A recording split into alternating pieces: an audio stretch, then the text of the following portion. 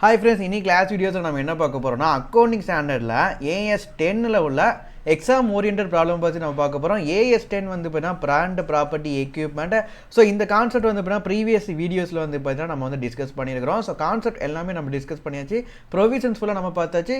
இப்போ அந்த ப்ரொவிஷன்ஸை அப்ளை பண்ணுறதுக்கு நம்ம ப்ராப்ளம்ஸ் ஒர்க் அவுட் பண்ணி பார்க்க போகிறோம். இந்த ப்ராப்ளம்ஸ் வந்து பார்த்தீங்கன்னா கடைசி 10 வருஷம் கொஸ்டின்ஸில் இருந்து கான்செப்டை நம்ம வந்து சூஸ் பண்ணி வைக்கலாம். ஸோ கடைசி 10 வருஷம் கொஸ்டின் இருக்கக்கூடிய எல்லா கான்செப்டையுமே நான் சூஸ் பண்ணி இந்த கொஸ்டின்ஸை நம்ம வந்து இன்ஜெக்ட் பண்ணியிருக்கிறோம். ஓகேங்களா? ஸோ இந்த நம்ம பார்க்கக்கூடிய இந்த இந்த ப்ராப்ளம்ஸ் வந்து பார்த்தீங்கன்னா ஏ டு இசட் எல்லா கான்செப்டும் ஏஎஸ் 10ல் என்னென்ன கான்செப்டில் அவங்க கேட்க முடியுமோ அவ்வளோ கான்செப்ட்டுமே நம்ம வந்து இதில் இன்ஜெக்ட் பண்ணி வச்சுருக்கிறோம். ஓகேங்களா?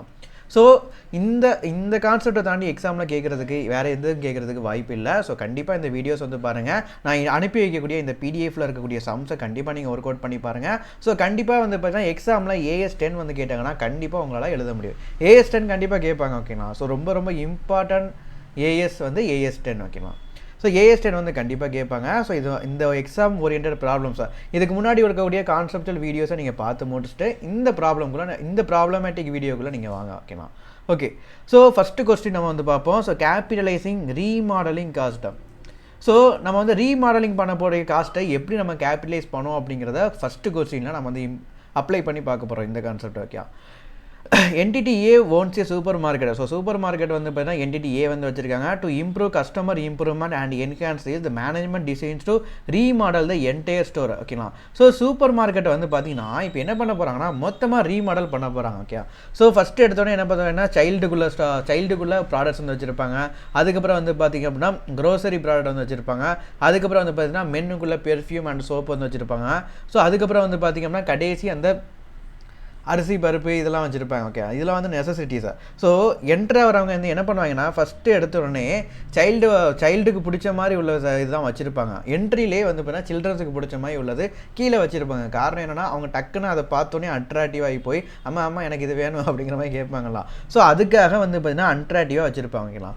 ஸோ இந்த ஒரு ரீமாடல் பண்ணுறாங்க. அந்த என்டையர் டிபார்ட்மெண்டல் ஸ்டோருமே மொத்தமாக என்ன பண்ணுறாங்கன்னா அந்த வச்சுருக்கக்கூடிய ஐட்டம்ஸை வந்து ரீமாடலிங் பண்ணுறாங்க. லொக்கேஷன் அந்த லே அவுட் லொக்கேஷன் மட்டும் சேஞ்ச் பண்ணுறாங்க. ஓகேங்களா? Shelves are redesign. அந்த செல்ஃப்ஸ் வந்து பார்த்தீங்கன்னா புதுசாக ரீடிசைன் பண்ணியிருக்காங்க. Updated lighting.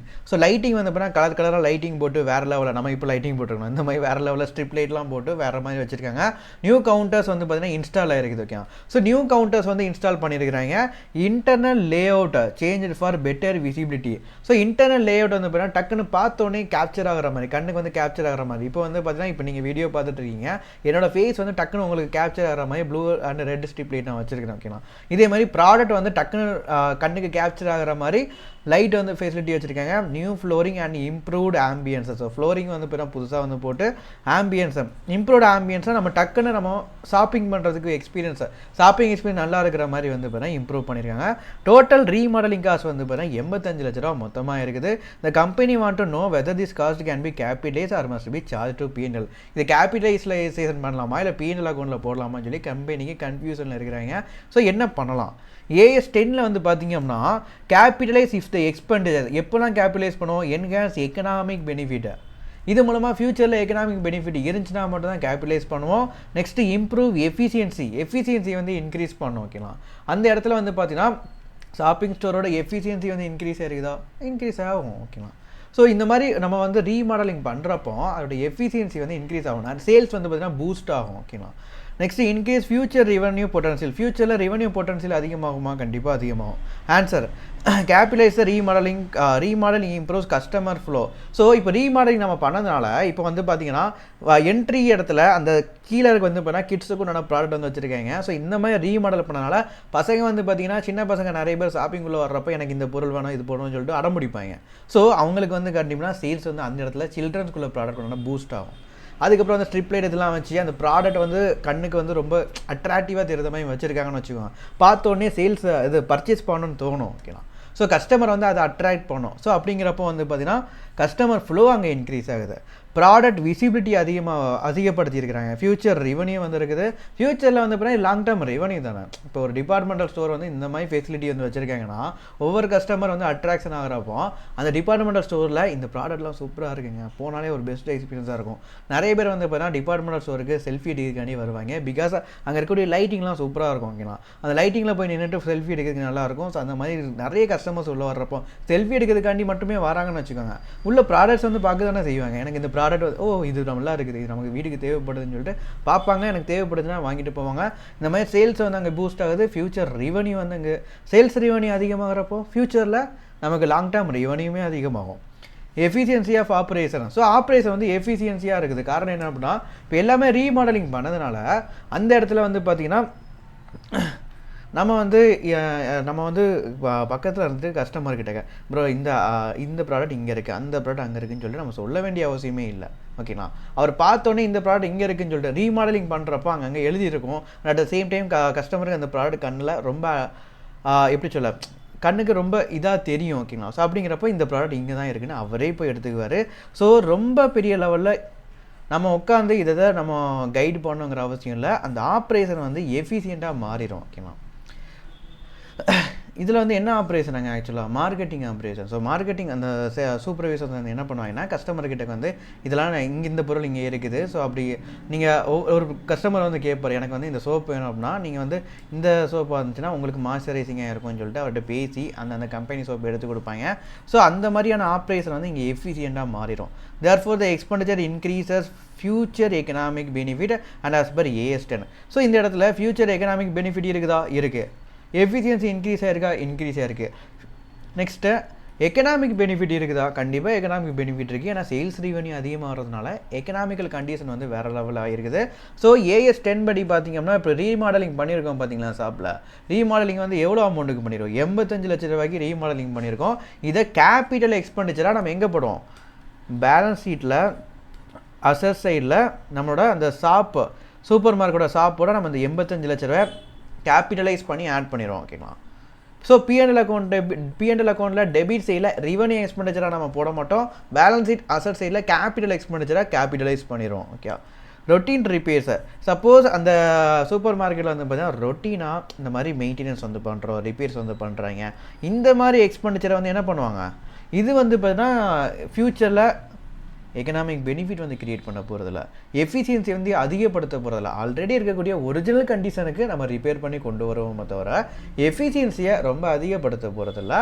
Future revenue பொட்டன்ஷியலையுமே increase பண்ண போகிறதில்ல. ஓகேங்களா, அப்படிங்கிறப்போ ரொட்டீன் ரிப்பேர்ஸை வந்து பார்த்திங்கன்னா நம்ம P&L அக்கௌண்ட்டில் நம்ம சார்ஜ் பண்ணுவோம். ஓகே, மற்றபடி ரீமாடலிங் பண்ணுறப்போ வந்து பார்த்தீங்கன்னா இன்டர்னல் லே அவுட்டை வந்து மாற்றிருக்கிறாங்க, லைட்டிங் வந்து சேஞ்ச் பண்ணியிருக்காங்க, செல்ஸ் வந்து ரீடிசைன் பண்ணியிருக்காங்க. இதனால் வந்து பார்த்தீங்கன்னா சேல்ஸ் வந்து பூஸ்ட் ஆகிருக்குது, கஸ்டமர் அட்ராக்டிவ்ஸ்னஸ் தான் அதிகமாக இருக்குது. ஸோ ஃப்யூச்சரில் எக்கனாமிக் பெனிஃபிட் இருக்கிறதுனால இந்த ரீமாடலிங் காசு 85 லட்சத்தை நம்ம என்ன பண்ணுவோம்? கேபிட்டலைஸ் பண்ணோம். ஓகேவா? ஓகே, ஸோ இப்போ ரெண்டாவது கொஸ்டின் வாங்க. Asset not used after பர்ச்சேஸர்.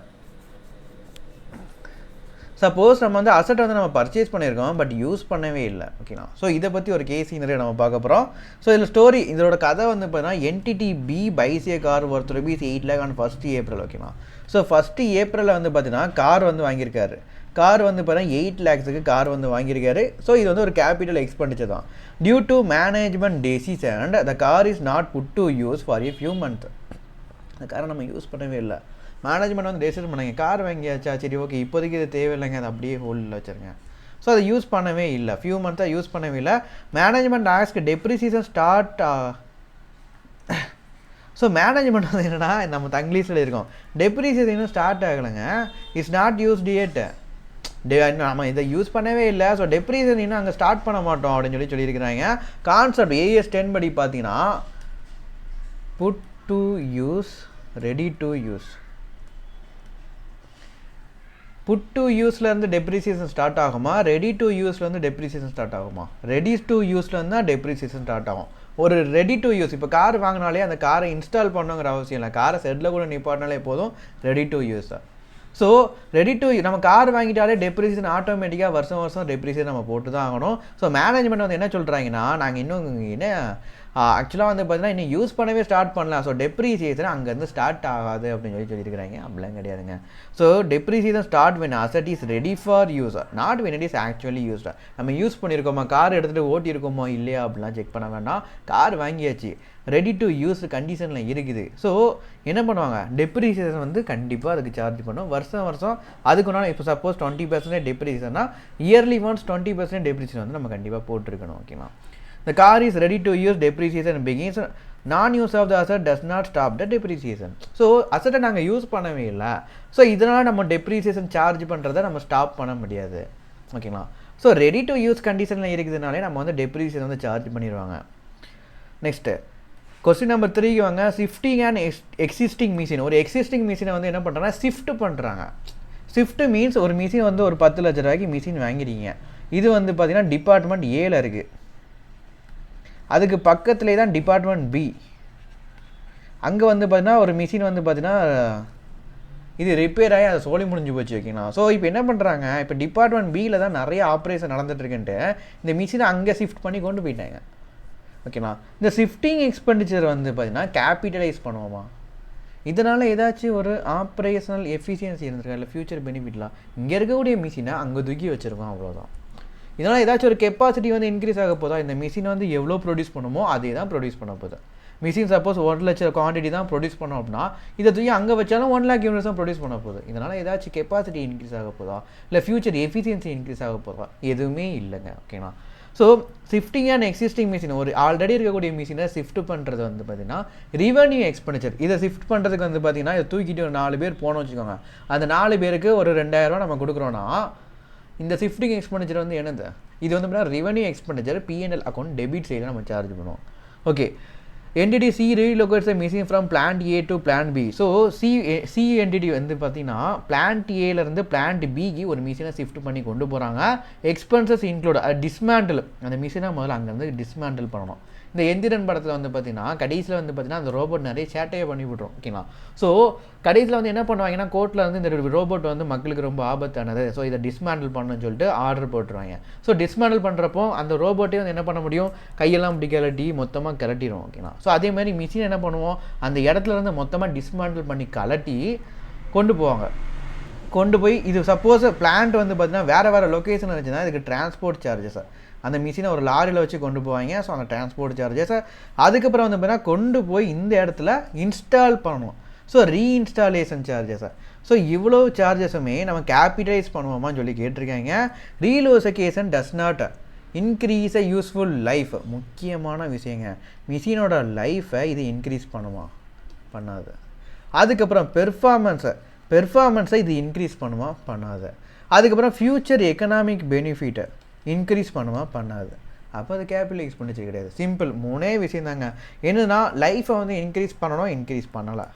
பெர்ஃபார்மன்ஸையாவது இங்கே இன்க்ரீஸ் பண்ணியிருக்குதா, இல்லை இங்கேருந்து தூக்கி அங்கே தூக்கி வச்சுருக்கிறாங்க, அதே தான். ஓகேங்களா. இப்போ ஒன்றுமே இல்லை. இப்போ நீங்கள் காலேஜில் வந்து பார்த்தீங்கன்னா ஒரு இடத்துல உட்காந்து கிளாஸ் கவனிச்சிட்டீங்க, நீங்கள் பக்கத்தில் பேசிகிட்டே இருக்கீங்கன்னு சொல்லிட்டு உங்களை தூக்கி என்ன பண்ணுறாங்க, கேர்ள்ஸ் சைடில் உட்கார மேக்ஸிமம் அப்படி தாங்க பண்ணுவாங்க. நான் என்னையெல்லாம் தூக்கி நிறைய இடத்துல கேர்ள்ஸ் சைடில் உட்கார வச்சுருப்பாங்க.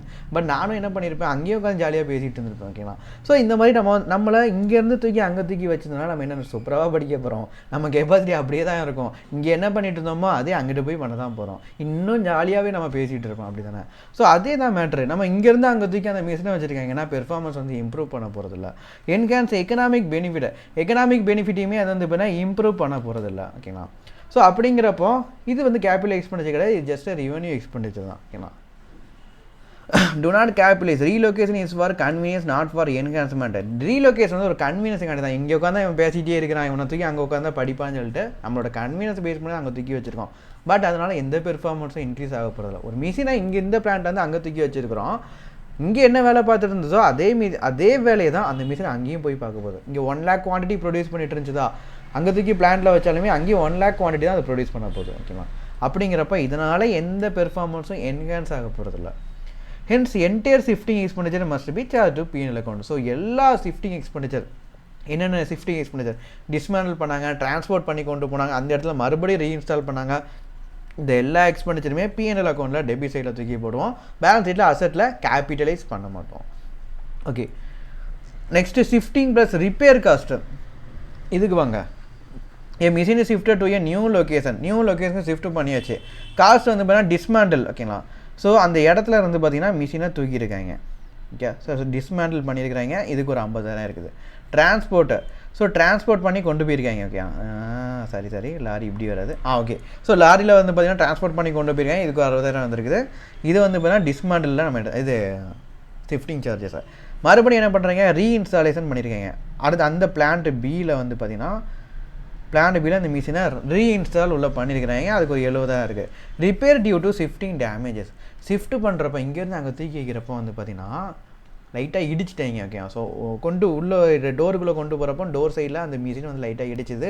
ஒரு பார்ட் வந்து டேமேஜ் ஆகிடுச்சு. ஓகேங்களா, ஸோ பார்ட் வந்து டேமேஜ் ஆகிடுச்சு. அந்த டேமேஜ் ஆன அந்த பார்ட்டை சரி பண்ணுறதுக்கு 45,000 ரிப்பேர் எக்ஸ்பெண்டிச்சர் வந்து நடந்திருக்கு. ஓகேங்களா, ஸோ இப்போது இந்த ஷிஃப்டிங் ப்ளஸ் ரிப்பேர் எக்ஸ்பெண்டிச்சரை கேபிட்டலைஸ் பண்ணுவீங்களான்னு சொல்லி கேட்டிருக்காங்க. ஸோ AS10 வந்து பார்த்தீங்கன்னா capitalise dismantling transport reasons they are necessary to restore the asset to working condition. Expenses repair cost due to shifting these are abnormal must be charged to P&L account.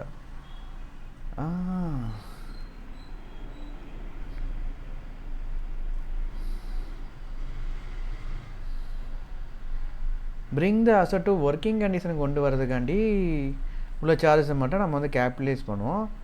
So இந்த இடத்துல capitalise வந்து எது பண்ணுவோம்னா dismantling, transportation, reinstallation, these are necessary to restore the asset to working condition. Shifting தானே பண்ணியிருக்கிறாங்க. இந்த இடத்துல new லொக்கேஷனுக்கு வந்து ஷிஃப்டிங் பண்ணியிருக்கிறாங்க. அப்போ இதெல்லாம் வந்து பார்த்தீங்க அப்படின்னா கேபிட்டலைஸ் பண்ணக்கூடாது.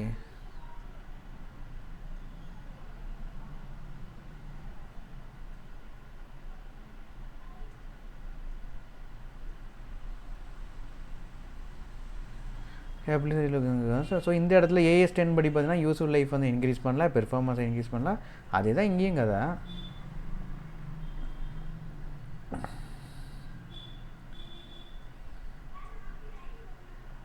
ஓகேங்களா, ஸோ ஆக்சுவலாக இது வந்து பார்த்தீங்கன்னா கேபிட்டலைஸ் பண்ணக்கூடாதுங்க. கேபிட்டலைஸ் பண்ணணும்னு சொல்லி ஆன்சரில் போட்டிருக்கீங்க.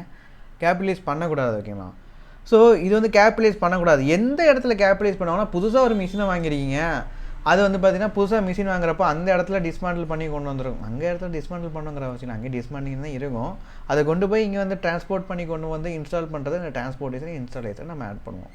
பட் ஷிஃப்டிங் பண்ணக்கூடிய எக்ஸ்பெண்டிச்சராக நம்ம வந்து ஆட் பண்ண மாட்டோம். ஓகேங்களா, okay.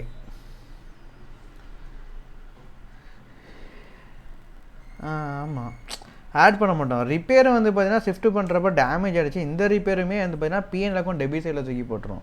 So P&L account debit சைடில் வந்து பார்த்தீங்கன்னா ரிப்பேர்ஸ் மட்டும் இல்லைங்க, இந்த ஷிஃப்டிங் சார்ஜஸ் எல்லாமே இதில் வரக்கூடிய எல்லா அமௌண்ட்டுமே என்ன பண்ணுவோம், P&L டெபிட்டில் தூக்கி போடுவோம். ஓகேங்களா, கிளியரா?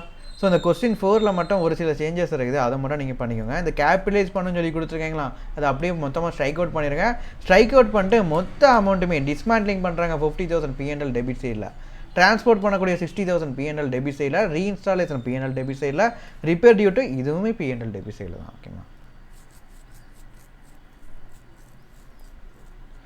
அவ்வளோதான். P&L அக்கௌண்ட் டெபிட் சைடில் தான் நம்ம போடுவோம். ஓகேங்களா, இதனால் நம்ம கெப்பாசிட்டி எதுவுமே இன்க்ரீஸ் ஆக போகிறதில்ல. 3 விஷயம் நம்ம பார்த்தோம். என்னது, யூஸ்ஃபுல் லைஃப் ஆஃப் த இயர்ஸாக லைஃப் ஆஃப் த மிஷினும் இன்க்ரீஸ் ஆக போகிறதில்ல. பெர்ஃபார்மன்ஸும் பார்த்தீங்கன்னா குவான்டிட்டி வந்து அதிகமாக போகிறதில்ல. எக்கனாமிக் பெனிஃபிட்டும் அங்கே பெருசாக பெரிய லெவலில் ஃபியூச்சரில் இல்லை. ஸோ இது மூணுமே இல்லைங்கிறப்ப இது வந்து கேபிட்டலைஸ் பண்ண வேண்டாம், P&L அக்கௌண்ட் டெபிட் சைடில் போட்டாலே போதும். கொஸ்டின் நம்பர் 4ல் வந்து பார்த்தீங்கன்னா தப்பாக ஆன்சர் கொடுத்துருக்காங்க, இதை நீங்கள் சேஞ்ச் பண்ணிக்கோங்க. ஓகேங்களா, இது ஆக்சுவலாக வந்து பார்த்தீங்கன்னா நம்ம புக்கில் ஒரு சில எரர்ஸ் இருக்கும்ல, அங்கேருந்து கேப்சர் ஆகி வந்திருக்குன்னு நினைக்கிறேன். ஓகேங்களா, ஸோ அதனால் இதை மட்டும் நீங்கள் சேஞ்ச் பண்ணிக்கோங்க. நெக்ஸ்ட்டு கொஸ்டின் நம்பர் வந்து 5 வந்து பாருங்கள், restaurant shifting and pre opening costs. ரெஸ்டாரண்ட்டை வந்து பார்த்தீங்கன்னா ஷிஃப்ட் பண்ணி மறுபடியும் ஓப்பன் பண்ணுறாங்க. ஓகே, ரிப்பன் கட் பண்ணி தமனா இல்லை சமந்தாவை கூட்டு வந்து பார்த்தீங்கன்னா அந்த ரெஸ்டாரண்ட்டை புதுசாக வந்து ஓப்பன் பண்ணுறாங்க. Restaurant shift to a bigger place cost incurred. Okay, so ஒரு பெரிய லெவலில் ஒரு பெரிய சிட்டியில் வந்து ரெஸ்டாரண்ட் வந்து ஷிஃப்ட் பண்ணி கொண்டு வராங்க. இதனால் என்னென்ன காஸ்ட் பண்ணுறாங்க, நியூ இன்டீரியர் மாற்றுறாங்க. ஓகே ஓகே ஓகே ஓகே 19,30,000 புது இன்டீரியர்ஸ் வாங்கி போடுறாங்க. ஷிஃப்டிங் எக்ஸ்பெண்டிச்சர் நார்மலாக ரெவன்யூ எக்ஸ்பெண்டிச்சர். பட் இந்த இடத்துல ஷிஃப்ட் பண்ணி இன்டீரியர்ஸ் எல்லாமே புதுசாக போடுறாங்க. அப்போ அது கேபிட்டலைஸ் பண்ணி தானே ஆகணும்.